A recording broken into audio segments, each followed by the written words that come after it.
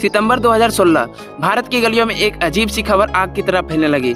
एक ऐसा सिम आया जिसमें इंटरनेट खत्म ही नहीं होता। उस दौर में 1 GB डेटा मतलब लग्जरी। लोग रिचार्ज करवाने से पहले 10 बार सोचते थे। सिर्फ 300 रुपये में 1 GB इंटरनेट मिलता था और वो भी बचा बचा कर चलाना पड़ता था। शुरुआत में किसी ने भरोसा नहीं किया। लोगों को लगा ये भी कि कोई मार्केटिंग वाला झूठ होगा, लेकिन जैसे ही कुछ लोगों ने वो सिम खरीदा, पूरा देश पागल हो गया। हर शहर, हर गली, हर दुकान पर सिर्फ एक नाम था, जियो।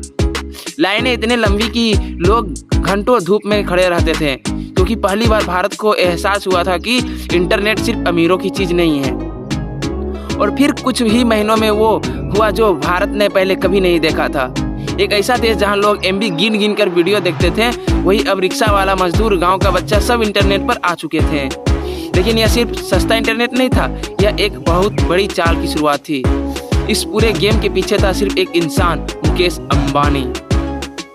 एक ऐसा आदमी जिसने सिर्फ टेलीकॉम कंपनी नहीं बनाई, बल्कि धीरे धीरे पूरे डिजिटल इंडिया पर कब्जा करना शुरू कर दिया। लेकिन कहानी यहाँ से शुरू नहीं होती है। असल कहानी शुरू होती है साल 2002 से।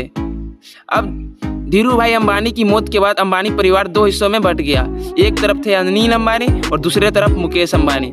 सबको लगता था कि अनिल अंबानी जीतेंगे, क्योंकि उनके पास था टेलीकॉम, पावर और फ्यूचर वाला बिजनेस, जबकि मुकेश के हिस्से में आया ऑयल और पेट्रोकेमिकल्स। लेकिन लोगों ने एक चीज़ नोटिस नहीं की, मुकेश अंबानी सिर्फ बिजनेस नहीं खेलते, वो पूरा मार्केट कंट्रोल करते हैं। 2010 आते आते उन्होंने चुपचाप एक ऐसी कंपनी खरीद ली जिसके पास भारत का सबसे बड़ा वायरलेस ब्रॉडबैंड लाइसेंस था।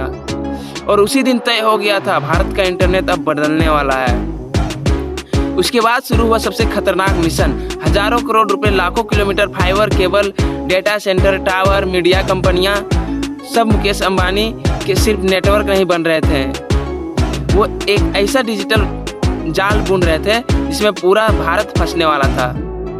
फिर आया 1 सितंबर 2016, जियो लॉन्च हुआ और उसके साथ आया welcome offer, free internet, unlimited call, महीनों तक बिना पैसे से। टेलीकॉम कंपनियां समझ ही नहीं पाई कि उनके साथ हुआ क्या है। कुछ ही महीनों में करोड़ों लोग जियो पर आ गए। एयरटेल, वोडाफोन, आइडिया, सबकी हालत खराब होने लगी, क्योंकि ये कोई साधारण कंपटीशन नहीं था, ये सीधा मार्केट पर हमला था। मुकेश अंबानी ने हजारों करोड़ों सिर्फ एक चीज के लिए जलाए, पूरा भारत जियो पर लाना है, और वो सफल भी हुए। धीरे धीरे जियो सिम कार्ड नहीं रहा, वो बन गया internet, OTT, shopping, payment, news, entertainment, मतलब आपकी पूरी डिजिटल जिंदगी।